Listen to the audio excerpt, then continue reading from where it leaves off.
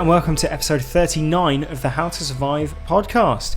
And this week we are talking about a really interesting film. It's called Coherence from 2013. It's directed by James Ward Burkett. As always, we're going to be talking about all the film in all its detail, spoilers and everything.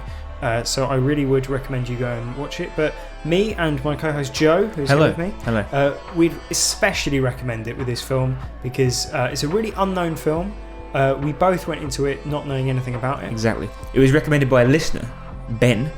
So thank you very much, Ben. Yep. But he didn't give away anything in his email, which is definitely a good thing. Yeah. And I'm not going to give away anything now, and neither is Chris. Yeah, and I know a lot of people listen and they say that, you know, it helps them catch up with films that they don't have time to see. Make the effort to see it. It's only 80 minutes or so. Yeah. Very short film. And it is a great 80 minutes. Great minutes. And so, yeah, we will roll on with the plot summary. But this is your final warning. Go watch Coherence. It's great. On with the show. Yes. Obviously, we'll talk about how to survive in the movie, but we need to know everything we need to know in order to survive. And with Coherence, as you may know, if you've watched the film, I hope you have. By now. I mean, we warned you 4 times. Yeah.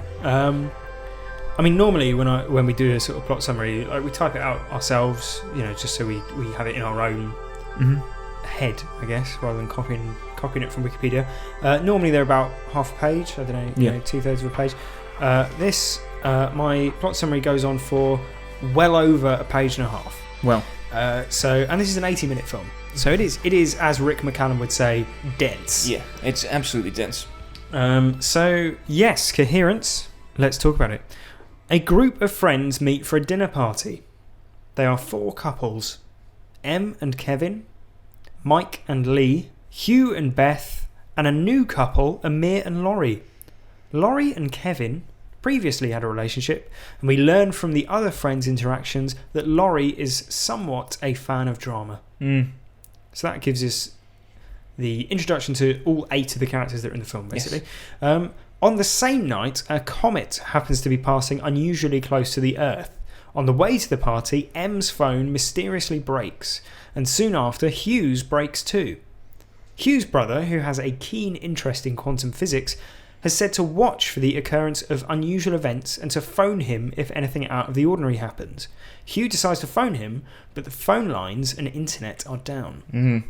Soon after, the power fails too. Noticing a house in the distance still has lights on, Hugh and Amir venture out to use their phone. While they're gone, someone bangs on the door of the house. Hugh and Amir then return, clearly shaken. Hugh reveals that the house in the distance was an identical replica of their house, set up for dinner in an identical way. While at this second house, Hugh and Amir reveal they found a box. Inside the box, they find a ping pong paddle and photos of themselves, each with a different number written on the back. Each photo has been taken from the house, aside from that of Amir, who reasons it must have been taken that night, as in the photo he is wearing a sweater that he bought that day. Keeping up so far? Strap in. Em, Kevin, Mike and Laurie decide to investigate the house as well. Mike freaks out when he realises that the house is in fact a replica of his, and they decide to leave. As they leave, they see another group of individuals down the street who look identical to them. Both groups panic and run away. Returning to the house, the group attempts to come to terms with the bizarre events taking place. Using a book of quantum physics left in Hugh's car by his brother, the group determine that the comet's presence has unwound the fabric of reality and placed them in a state of coherence with subtly different alternate realities, and that when encountering other versions of the house or the group, they are in fact crossing the boundaries between realities and into alternate universes. They theorise that when the comet passes, the coherence will collapse back to one single reality. Mike thinks about killing his alternate reality self in order to preserve his position as the only Mike, theorising that if he is thinking about it, alternate Mike will also be thinking about it. In order to stop the alternate version of himself, he resolves to blackmail his alternate self with a secret note, leaving the house in order to place it on the other house. M ventures to her car parked outside to retrieve a ring meaningful to her and her boyfriend Kevin. While outside, she bumps into Kevin, but both quickly realise that they are not from each other's reality and flee. She shows the Kevin back at the house the ring, which he recognises fondly. However, he later leaves the house and returns, after which point he no longer recognises the ring. The group begin to discover discrepancies in each other's recollection of the night's events. For example, Hugh's phone is no longer broken. They realise that rather than there being only 2 houses, there are potentially infinite other houses and groups.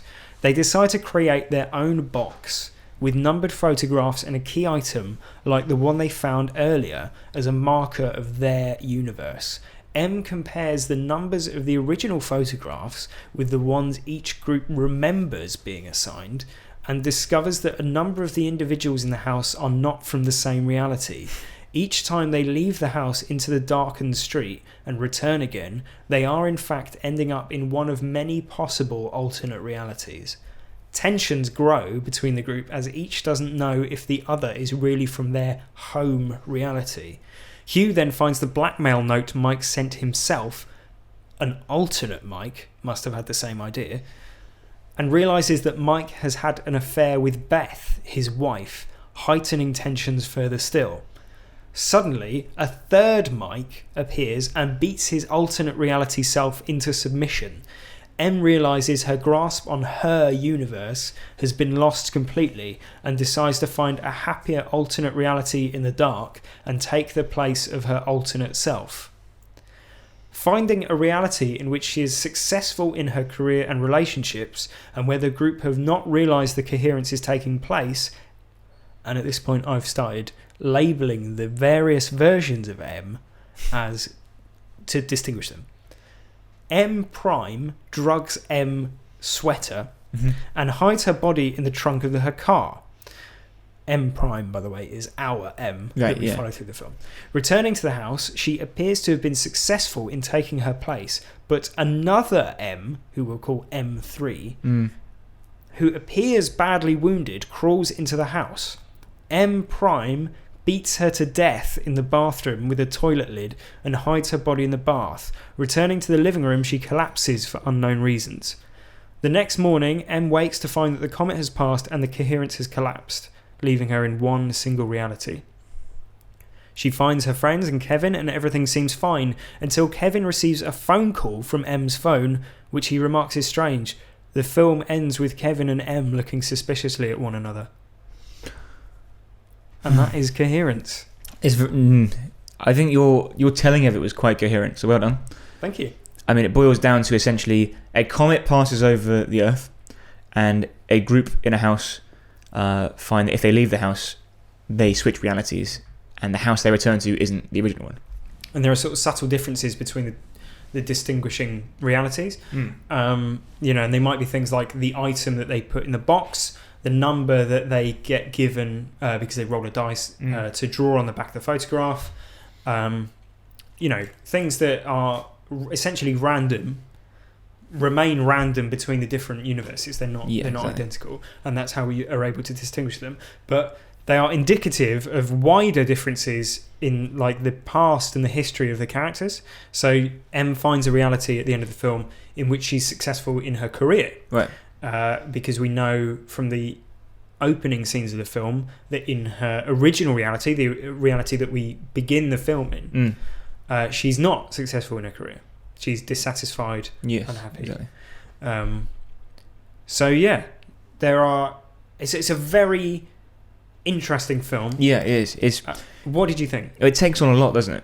It is dense. I think it's excellent. It's a very enjoyable film. Yeah. And although it is one of these, what you might call it a headfuck film, a mindfuck film. Yeah. It doesn't leave you like confused. Yeah. Like it brings you along nicely. The exposition is mostly done by the one character Hugh, whose brother is into physics, quantum physics. Yeah. He's like, I gotta call my brother. Yeah. But he explains it as we're reading a book. He's like, oh, do you know what's happening? Well, there's a comet going over, and it basically means that when we leave the house, we get a different reality. And you don't have to go, well, that doesn't make sense because it does in the film. It's very it's definite, isn't it? There's not really a dissenting voice. No, because by that point it's already shown to be happening. Yes, exactly. Yeah. And there's conversations earlier on in the film where they talk about. I think M talks about other times comets have passed close to the Earth. Yeah. And there's one instance that she says, Is it a woman said that the man in her house couldn't possibly be her husband, even though he looks identical and all this sort of thing. And the reason is because she killed her husband days ago, and yet he's still there. So obviously, having watched the film, we realise that that's a hint to the alternate reality as a result of the incoherence. Coherence. So decoherence is two separate realities are decoherent with one another. Right. There's a gap between them. And as soon as they cohere, that's where the issues. Right. Exactly. Yeah. Yes. So coherence is the name for the effect caused by the comet. Yeah. I mean, you don't feel confused or patronised by this film. No, it's told. It's a complicated story that's told in a very human way through all the human characters, and is told very effectively. And like you say, it brings you along with the story. It's kind of like it's a connect the dots sort of film. Yeah. And every time you think you've got it, you go, oh wait, actually. Yeah. Like, so for instance, you think the Hugh and Amir goes to the other house, and they look through the windows, and they come back and they go, you wouldn't believe it. This house is identical to ours. Yeah. And it's not until about 25 minutes after that you realise that they aren't meant to be in that reality. Yes. Because they check their glow sticks. Yeah, with the Hugh and Amir. Yeah, so the one way that the film maintains its coherence, no pun intended, is like using visual tropes throughout the film. So like coloured glow sticks. So when the power goes out, they pull out boxes of glow sticks, and they have 3 different colours, and they arbitrarily choose blue ones.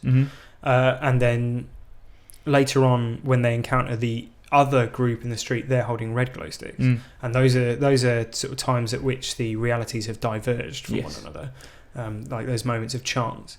And Hugh and Amir, for example, they check each other's glow stick, and are revealed to have red and blue. So we know they aren't our reality. Yeah, they're not our Hugh and Amir that we start the film with. Yeah. And likewise, Mike goes and then when he returns, appears to be a much more troubled alcoholic version of himself. And he keeps drinking, and because he's saying all through the movie, I'm going to have a drink, and then he doesn't, and then eventually he does after he's been and come back. Yeah. And similarly, M herself, the main character, goes to a car, and then when she returns, she has returned to a foreign reality, one where her boyfriend no longer recognises the ring. Or basically, it's incredibly complicated, and I'm sure that somewhere there is a map online of who goes where and comes back and when. And I did think about trying to plot out how many versions of each individual we see, right? But it's so intricate, because it's you can't even be sure of some of them. No, so Hugh and Amir leave the house, and while they've left the house, there's a bang on the door. That bang on the door is caused by Hugh and Amir, but not the Hugh and Amir that have left our house. Coincidentally, another Hugh and Amir have also left another reality house and banged on the door at the same time. Yeah. So it's full of moments like that all the way through, basically. Is it the case? Oh, no, it can't be, because I was going to say, is it the case that once you leave your reality, so does your equal in another reality? So not necessarily, because you do have 2 instances of the same person in the same reality. As the film goes on. It feels like a sort of episode of like an anthology TV show, like the Twilight Zone or Black Mirror. And it manages to be, I thought, because it's you wouldn't call it a horror film, but I thought it managed to be really creepy and chilling in its portrayal of people's behaviour when they lose their grip of what they know is their world. And there's that great line where Mike, who is played, by the way, by Nicholas Brendan, who is famous for playing Xander in Buffy. Right, He's got a very TV face, hasn't he? Yes, he has. Well, he's in a TV show. Roswell. Yeah. And in the start of the film, Laurie says she's a massive fan of Roswell and has never seen him in it. Yeah. And the reason for that is because she's from another reality in which he didn't get the part in Roswell. Is that true? Well, presumably. When does the coherence start, though? Well, by that point, I think it's difficult to say. Do you know what I mean? Like, there are other elements early on in the film that indicate that something is amiss. Yes. So there's a vase, which has got some flowers in it, I think, and a person comments on the vase twice. Really? Yeah. So there are elements right the way through the film that give you the hint. Yeah. And similarly, you might have noticed the first third of the film has like hard black cuts between scenes. Yeah. So people have theorized, and the director is not coming down one way or another in that, but has said enough to give people the idea that this is what they intended. But there is the notion that every time it cuts to black like that, you're seeing a different universe, different reality, like a subtly different one, which is why you get one scene where someone comments on the vase and then another scene happens and they comment on it again. So you could have maybe one universe where the woman did actually give everyone ketamine. Yeah, well, exactly. I mean, M collapses at the end of the film. Yeah. Is it because she's been drugged?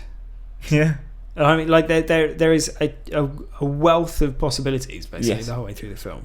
But what I think is really amazing about this film is that the budget was $50,000. The script was essentially non-existent, right? He got some actors in who didn't know one another to play best friends, lifelong friends, and gave them a rough outline of what their character motivations were, some key lines and things each night that they filmed. I think they filmed 5 nights in a row or something like that. And so that whole like improvised feel that you get from the opening portions of the film, or right the way through, really, it's authentic. It's fostered by that, the way that they've shot and produced the film. And it's like this sort of, there's a genre called mumblecore, which is that sort of breed of American film where everyone sort of talks a bit like this, and it's like, it's a lot of improvised dialogue and a lot of sort of meandering, scenes, conversations that don't seem to go anywhere. And it's got that sort of that feel, but it nails that like party atmosphere. Yeah. And it's another in a long line of How to Survive Show dinner scenes. Yes, it is, yeah. And it is basically a film long dinner scene gone wrong. It may be my favourite we've done so far. Yeah? I think so. I think it's, I don't know if I'll watch it again and again and again, but it probably is on first viewing one of my favourite films. It invites a further watch, doesn't it? It definitely does. And I think a lot of credit has to go to the cast, because they managed to foster that sort of realistic improvisational feel. Yes. And it feels similar to other sort of really low budget sci-fi films like Primer.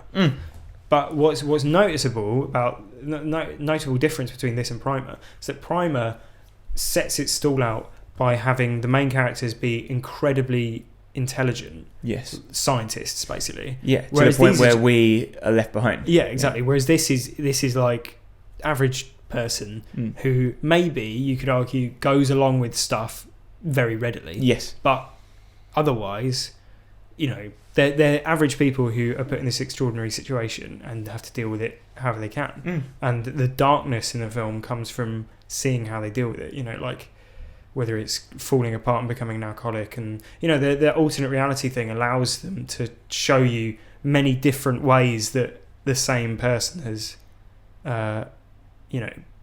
dealt with this incredible situation. Yeah, I agree. I mean, you mentioned Primer. That is a film which is, like you say, it's similar because you're trying to make sense of what's happening, but I didn't have to watch many YouTube videos of Coherence to try and understand what. Yeah, but then again, if you wanted to, you'd easily find that level at that depth, and you probably would be in, because there'd be plenty you didn't realise the first time, if you know what I mean. But what I mean with this is Primer is so dense. I mean, I think it was deliberately made to be as confusing as possible. Yeah, like borderline impenetrable. Yeah.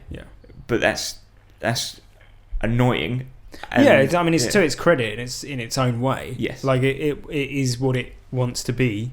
You know, it achieves that. There's another movie, Predestination. Mm-hmm. You seen that? I haven't.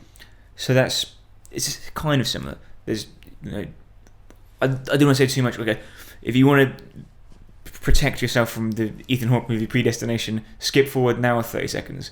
But it's a time travel movie, and it turns out that everything's not as it seems, and all the characters are not who they say they are, so to speak. But at the end of that, you feel like it's a bit cheap. It's a bit like, oh, I thought that maybe would be the case, but I didn't really want it to be because it's not very good. Yeah. Whereas this one, don't get that feeling. I think I was like when they say, "Oh, it's a rift in space time," you go, "Oh, yeah, sure it is. That's fine." Yeah, it keeps it like you don't have to suspend disbelief too much. No, I mean, if you can suspend your disbelief enough to imagine that anything like this could happen, then that's as far as you need to go, really. And like, you know, there's no ridiculous special effects. There's no element. It's all done very flatly, basically, very calmly. Yes. But it was written and directed by James Ward Burkett, who is a writer based in Hollywood, and he wanted to make a really stripped down movie about ideas and performances, because he has worked on a lot of films like Pirates of the Caribbean, The Curse of the Black Pearl. Wow. In which, you know, there's stunts, giant sets, loads of cameras, loads of, you know, cast, script changes, you know, loads of politics and all that sort of thing. And so he very much did the opposite with the way that he made this film. It's a play, isn't it? Really? It does feel a lot like a play. You could do this as a play. Yeah. And it would work. Well, maybe we should. How to Survive Productions. There you go. Yeah. So let's move on to some key moments from the film. So, you know, like I mean, you could pick out basically any scene. Yes. Like a bit like I was saying, you know, the abrupt cuts to black in the scenes near the start of the film, or you know the bits with the vase, or you know subtle differences in characters' behaviour and all that sort of thing. It's fair to say that any of those could be interpreted as indications of what's going on. Yes, exactly. But I mean, there's one of the key moments is when they realise that the coherence is taking place. So Hugh is reading from the book. Yeah, basically. And he just basically says, "This is a coherence." Yeah, this is what is happening to us. Yeah. When did you realise? Did you work out before he said that, or were you like, okay?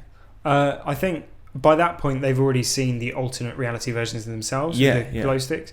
So that's as big a hint as you're given. Yeah, I mean, obviously, I think the coherence thing is a thing from quantum physics, right? Mm-hmm. But neither you nor I are quantum physicists, so I'm going to assume you didn't know that either. No, I didn't. Yeah. I mean, I know that the thing that they touch on is Schrodinger's cat. Right, yeah. It's saying that in the Schrodinger... I probably sound like a fucking idiot now, but in the Schrodinger's cat explanation, there's lots of different things happening at the same time. Yeah, well, there's different potential realities occurring simultaneously. And there's an infinite number of them when it comes to the wider world outside of what's in a box. Yeah, and so the cat is both alive and dead in terms of in a quantum physics point of view. Yeah, because these things are happening on a quantum level simultaneously, and that's what's happening in coherence. Is that there are, you know, like there's a universe where M is really successful in her career rather than having thrown it away, and those things are happening simultaneously nearly simultaneously as the film shows. Yes. And like they all accept it very readily. Yeah, I think I'd have been the character who went, you know what, guys, I'm going to prove to you that you're wrong, and then I left the house and ended up murdered never see them again. In another reality, probably. Yeah. What is handy though is that it establishes the rules for the rest of the film, basically, in terms of this is our reality. Yeah. That's their reality. It's only later when we discover that there are infinite other ones. Yeah. I like the analogy that they say, which is like, it's like you're going onto a roulette wheel every time you walk out into the street, because you have no hope of ending up in the same reality, basically. Yeah, although it's not 32 to 1, it's more like infinite amounts of 1. You'd never get home, basically. It's quite depressing, isn't it? It's quite there's something quite upsetting, especially about the final sort of scenes. But it also sets the end point. Yeah. For the movie, which is when the coherence collapses. Mm-hmm. And then like the sad part of the film is when she's doing that sort of alternate reality window shopping. Yeah. And she's going through there's the lengthy sequence of her going through various different. Looking in the window and seeing them like fighting or tied up in one of them. Yeah. I feel like there could have been incredibly sinister alternate realities. Yeah. Or something completely bogus, like they were all dressed as chickens or something. Yeah, well, like that would have been that would have ventured into the territory of just sort of like, here's a quantum physics experiment. Like, yes, exactly. Yeah. Or if they were all black people instead of white. Or if they were all... I mean, it's interesting, like how because the alternate reality thing obviously goes back a while, because there are there are hints that, like with the Roswell thing, like with M's career, like with M's relationship with Kevin, that there are hints that things didn't happen or happened differently in the past. So there are, if you think of each big moment in life, or even the little moments, as being a different branching point of an alternate reality. We could have recorded this podcast tomorrow and that would have affected things. Like that's how intricate it could be, and infinitely complicated it could be. So with all these possibilities, it's surprising maybe that she doesn't continue window shopping until something incredibly good appears, because the reality that she settles for appears to be one where she's happy in her career, happy in her love life, and all of her friends are comfortable happy. They haven't had any. They haven't realised they haven't had falling out. This is happening. So why not keep going until you find one where you're bathing in money, or just incredibly wealthy, or whatever your wildest dreams are. I mean, like, maybe these are M's wildest dreams, but just to be slightly happier than she was earlier. Well, that's the thing, isn't it? That's the other slightly dark. You do take a risk, though, don't you? Because you don't know where you're going to end up. Well, what if you ended up in Howard's basement, for example? Yeah, from 10 Cloverfield Lane. Well, that is basically what the tying up thing is. Yeah. But the problem is, as well, is that she doesn't do this with much urgency. Like, if you stumbled into a reality, like the everyone is tied up one, and then the comet passed, then suddenly you're stuck in horrible torture tie-up reality. Could you be like, there's a sort of invisible border that isn't clearly defined. You walk into a dark bit and then emerge into another reality. Could you be like half in a reality when the coherence collapsed? So you'd like be severed. Like half of her body appears in. I don't know. Is there a single point where the coherence divides, or is the darkness literally like, a fuzz, a space between? Yeah. And then if she was there when the coherence collapsed, would she just end up in nothing, in oblivion? Yeah, in existence.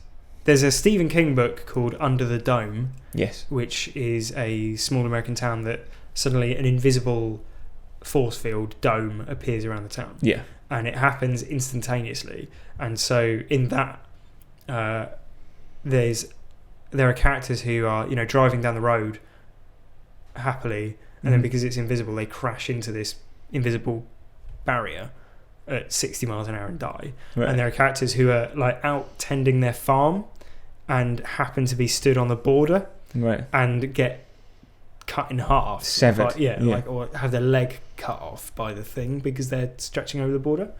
So, I mean, it would have happened there, Joe.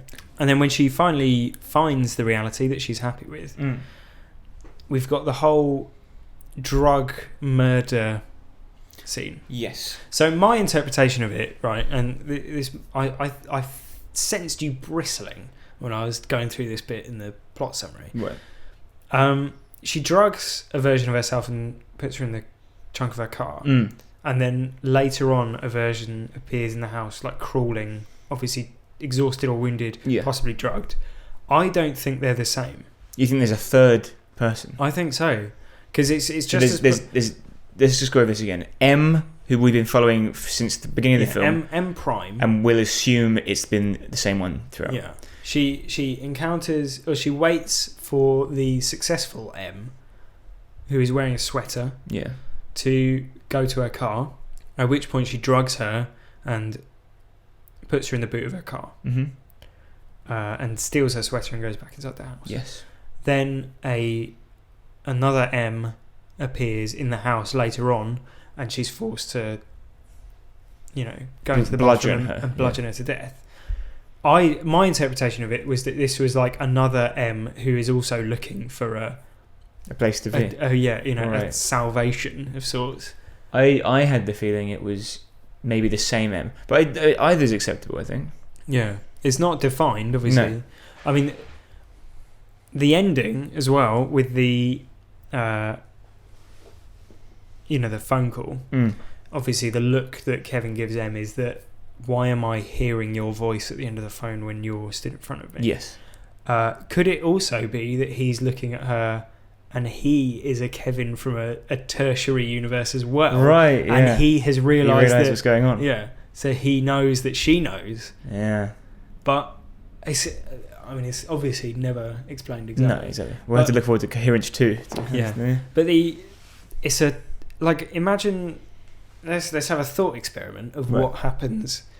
So let's say that, because the reason that I struggle with it is that we don't know what happens when the coherence collapses. No. Whether there's if there are two M's in the same universe, does only one carry on, or do they both remain? You would assume they both remain, and now there's a duplicate, right? But why is that M not still in the bath, dead? Yeah, so something must have happened to that M. Yeah, and if she had been bludgeoned to death or nearly wounded and then woke up in the middle of the night in the bath, why would she have not gone for help? Well, who? If we assume that M is on the other side of that phone, another M from another reality, or that home reality is on the other end of that phone.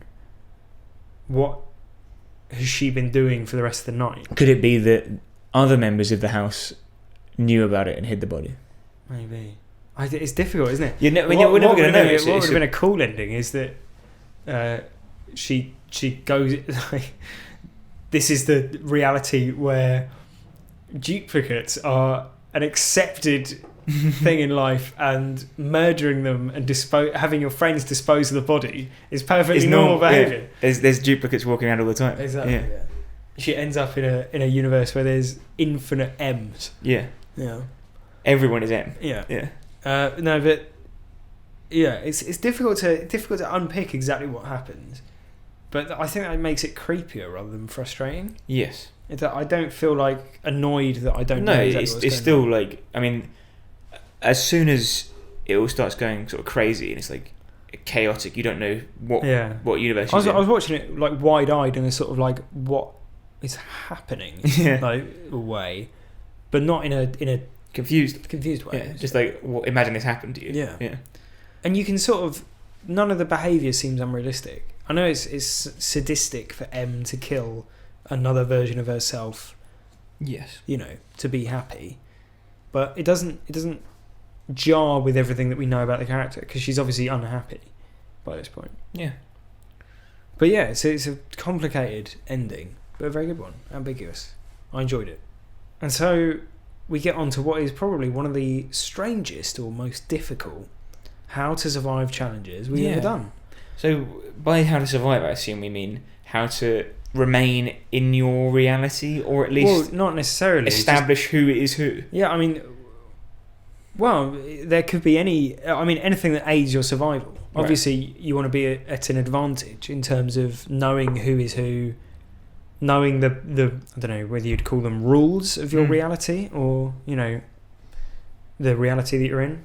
To be fair, M does pretty much what I would do probably. Yeah. Find a reality where they haven't taken the book out of the car, and therefore haven't read it, so they don't know what's happening, and then go in there and even if you lured out the other M somehow and it said run into the darkness, She's not coming back.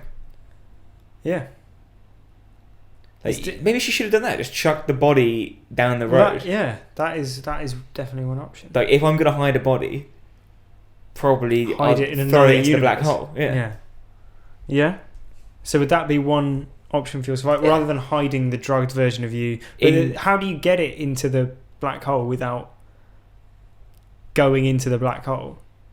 You could just take your handbrake off so the car rolls in. Yeah. That's one way. Yeah. Yeah. Assuming that it's uphill of the darkness. Yes. Like, she takes the handbrake off and it goes in the window of the living room. It kills everyone inside. Just as She's arrested for murder. Yeah, just as the thing closes. Yeah. That would be unfortunate. Okay, how would you survive? Get a landline. Yeah? I originally wrote this down, but then thought that because of the alternate realities, because I was writing it down as I was watching the film, because of the alternate realities, this no longer applied. However, when you think about it, Joe, the original venturing outside of the house is due to a lack of a landline. Yes. If they had one, then they'd have no reason to go to the other house, because even if they had power, the fact they only go there to the powerhouse, which is their house in an alternate reality, to use their landline. Yeah, true. Or internet, because they haven't got internet either. So maybe all landlines are down. But I don't. The internet doesn't bother them as much as the landline. If they had a landline, they'd try and use that, and they go, "Oh, that's weird. It's down." Yeah. Right. And then there's a house with lights on, but we don't need anything from them. We won't bother them. Instead, they'd simply wait until the comet has passed, and everything would be fine. Yeah. Maybe the reality that M tries to get into at the end is one where this has happened, where they had a landline. So we should call this the landline reality. Right, yeah. At the end of the film. So she tries to get herself into the landline reality because that's the one where they've basically they've not left the house. Yeah. And also, like, similarly, when there's a power cut, I mean, when was the last time you must have had a power cut in your life? Yes. What happened the last time there was a power cut? Check the fuse box. Did you go, oh, that's annoying, a fuse box? Oh, it's not the fuses. Oh, it must be the power cut. Yeah, pretty much, yeah. Did you do that, or did you go, oh my god, oh no, I can't believe it, there's a power cut, what are you going to do? Get the glow sticks. Yeah. Just everyone, chill out a bit. Just calm down. There's a power cut. Right, power cuts, like, do you remember that TV advert which was like, oh, in New York City there was a blackout and like everyone came out and had a big party on the street? Yeah, in candlelight. Just do that. Yeah, exactly. Just chill out. Well, don't go outside. Well, no, but you're in the middle of a dinner party. Yeah. And everyone's, nowadays modern technology, everyone's on their phones. Yeah. Oh, what's the Wi-Fi code? Pathetic. You don't need any of that. Power cut. Everyone get to know each other properly. Yeah, fair enough. I'd take what you're saying. Basically, don't freak out. Yeah. I say don't sweat the small stuff. How many phones have you broken in your lifetime? I've actually never broken a phone. Really? Yeah. Well, I've never done something as stupid as to put it in my back pocket with a pen and then sit down and break the screen. I've never done something like that. No. I've never. That's really weirdly specific. Yeah, it's weird, isn't it? I've never dropped it outside of a gig and then punched my friend in the face because of it. Did I do that? Yeah, you did do that. That's crazy. I dropped one once. I was talking to my mate at uni and I was leaning on his bedroom door frame and I tried to balance my phone on the top of the door frame and then forgot it didn't balance and it fell and smashed. Nice. I've smashed one sitting on it. I've smashed one. I got out of the car and my dad reversed over it by accident. I've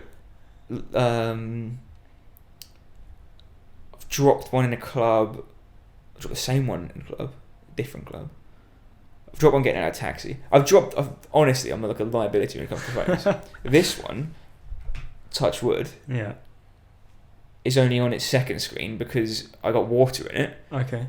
Anyway, if I break my phone at this point, I'm like, well, what do you expect? You're an idiot. So if my phone cracked in my pocket, I'd be like, for fuck's sake, again? That's annoying, but I won't. Yeah, I'm not going to lose my shit. Could I have another glass of wine, please? Yeah. I wouldn't be like, oh, I have to call my brother.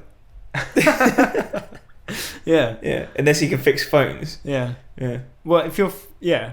If my brother said to me, I don't have a brother, but if he said... If your brother was a how to balance your phone on top of the doorway expert, and he'd said to you, if you try and balance your phone on top of the doorway and it falls off and it breaks, then you let me know. Yeah, exactly, yeah. Ring me. Yeah. Not on that phone, because it won't work. Obviously not. Get a landline. Get a landline. Yes. We return to it. Exactly. Do you think that the reason the good universe is the one where they haven't left, they don't leave the house or anything like that, they're not worried about the comet passing or anything, do you think that is because they're happy with their lives? So in other words, do you think the group, the prime group that we see at the start of the film, that we assume we follow for the majority of the film, do you think they're deeply unsatisfied people? Yeah, their general dissatisfaction with their life is what gives them their compulsion to try and venture out and fix things. Right.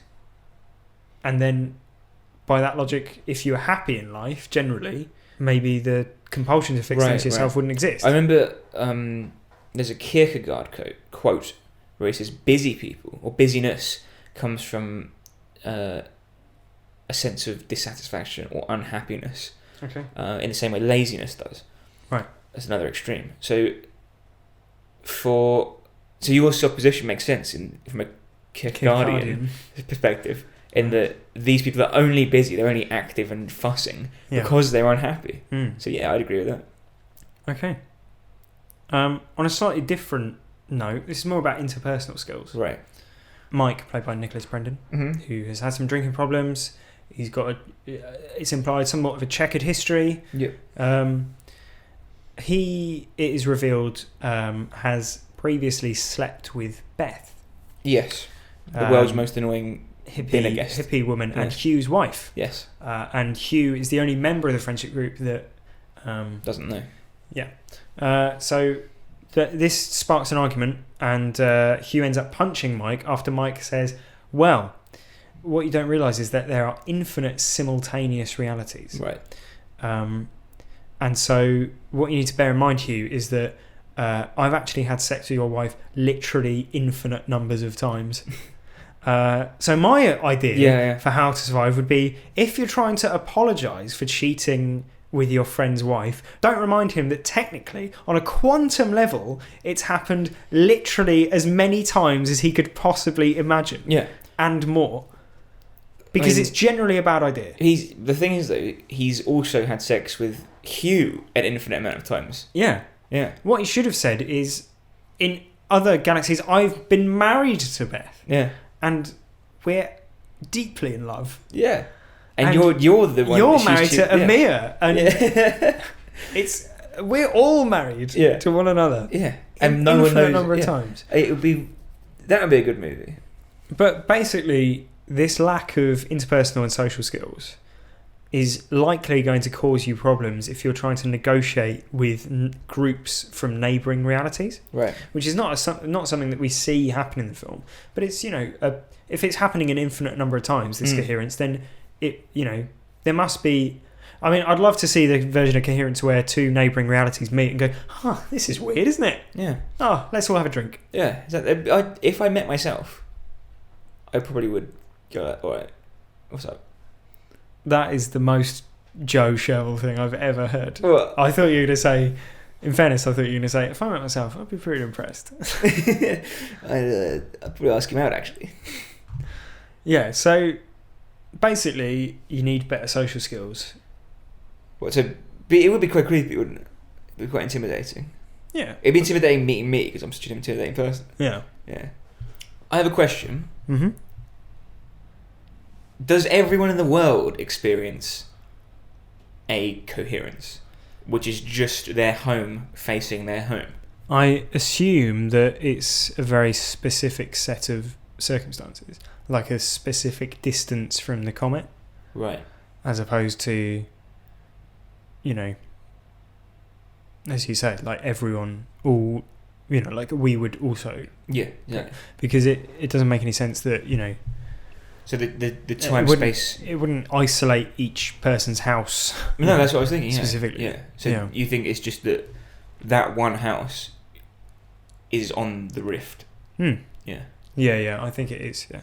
They happen to be a certain distance. Some bad luck, isn't it? Yeah. That doesn't really benefit survival. I just wanted to know. Yeah. My own closure.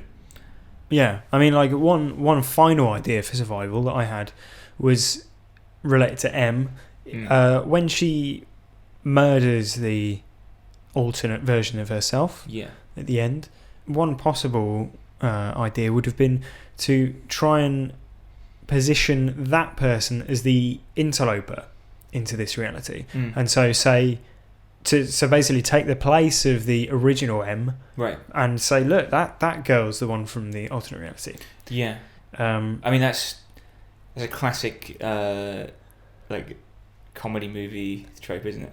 Like, it's the only way to settle that is by cutting them in half, right? Well, they threaten to murder one, and the one that's really M will say no. Yeah. Well, the problem is that it's basically a completely untenable situation. Yeah. Straight away, because the slight discrepancies between realities would, like, almost immediately out you. Yes. Also, like, she's unlikely to be a very good M in this reality. Because, you know, if M has been a successful ballet dancer for years now, then she's going to, like, take her place and then be rubbish. Yeah, not exactly. remember any of the moves. Yeah. And, you know, like, her relationship with Kevin, like, relationships are formed of memories. Yes. And experiences, shared experiences. Yeah. He'd be like, do you know, we watched Star Wars. Yeah. We watched Star Wars the other day. What did you think of it? And she'd go, it was really good. I really liked the scene with Yoda. Yeah. And he'd say, but there wasn't a scene yet. Well, it was The Force Awakens, wasn't it, we watched? And Yoda isn't in there. Yeah. And I, for that reason, know you are from an alternative reality. It'd be like Invasion of the Body Snatchers, where everyone starts pointing and screaming at the person. Yeah. Well, we've had one email in. Okay. Fittingly, it's from the person who recommended it. It's from Ben. Okay. Is it him recommending it again? Yes. Because if it is, I'm worried. I know, he says, I haven't got anything good for survival. Thanks for emailing anyway, Ben. Yeah, cheers. The obvious one is No Ideas for Survival podcast. The obvious one is just don't go outside, like the brother said. Failing that, I would consider tattooing a random symbol on everyone's forehead as an infallible ID. Yeah. Or I would take out my zocahedron, a 100-sided die, roll it before making every decision, creating hundreds of timelines, and embrace the chaos. Yeah. Chances are you will be in one of the good timelines. Okay. He goes on, sorry, that's crap. Not an easy one to survive. Maybe the girl has the right idea. He means M. Keep walking through the zone, looking for a good timeline. Just make sure to dispose of your double properly. Yeah. Or make friends with it and live as twins. Then you could do dope magic tricks for a living. That's true. But, like, as we said, it's like the Prestige, isn't it? Yeah. Well, as we said, the problem is that if you try and take the place of someone who's lived an entire life that's separate to yours, you're quickly going to find out that you know nothing about them. You know, you don't know how divergent these universes are. You know, like, your cutlery drawer could be a completely different. Like, basically, you're gonna wind up in hospital. Yes. Like, at some point. If you've got someone who cares about you. Yeah. Or it'll be something slightly different, like they drive on the other side of the road. Yeah. I mean, there's a good smallpox hasn't been cured. This is a Simpsons episode, isn't it? Where it's a Treehouse of Horror one, where he rigs his, I can't remember exactly how, but the toaster becomes a machine that takes you to a different reality. Right. So there's one where he says something like, "Oh, I just want a donut," and he said, "They aren't. What's a donut? We've never heard of donuts." So he runs back and goes, and then it starts raining, and it's raining donuts. And he's, "Oh, it's raining again." He thinks everything's back to normal, but then you realise that they've got lizard tongues. Yeah. Just little things like that you wouldn't notice initially. Little tiny little things like lizard. Everyone on the planet having lizard tongues. Yeah. Yeah. Well, it's a thanks again for your email. Yeah, Ben, thanks, Ben, and thanks for the recommendation. We really enjoyed it. If you've just watched Coherence and you want to tell us how you'd survive, HowToSurviveShow @gmail.com is our email, and we're also on Twitter @HowToSurvivePod. And next week is another listener suggestion, which comes from frequent emailer Gemma. Yes. And she has recommended that we watch a Bigfoot horror film called Willow Creek. That's the Yeti, not just like the Hobbits. Yeah. So thanks very much for listening.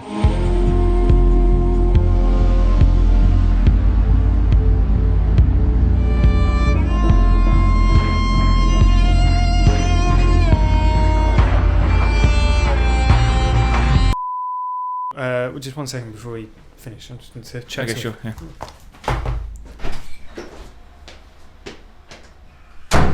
Chris, can you get me some water while you're up? Did you get my water? Use tea, isn't it? Yeah, that'll do. Fine. Cheers. And anyway, let's get it back on track here. What did you think of the film? Personally, I think Chris Pratt was great. He really carried the picture. What? Chris Pratt. We're talking about we're talking about Coherence. What film? What's that? What's Coherence? Coherence is. What do you mean? It's the film we've been talking about for 45 minutes. What are you? Right, let's just get back to it. Whatever. Hello and welcome to the How to Survive podcast. Movie this week is Jurassic World. What? Jurassic World. What episode are you on? 4, Chris. This is episode 4. Oh my god!